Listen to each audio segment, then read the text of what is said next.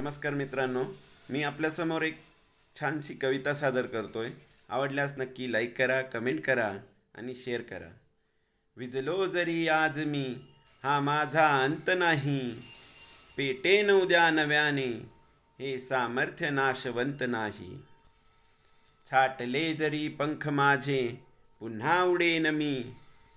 अडवू शकेल मजला, अजून अशी भिंत नाही. माझी झोपडी जाळण्याचे केलेत कैक कावे. जळेल झोपडी ती, आग ही ज्वलंत नाही. रोखण्यास वाट माझी वादळे होती अतूर. डोळ्यात हिगदरी गेली धूळ, थांबण्यास ओसंत नाही.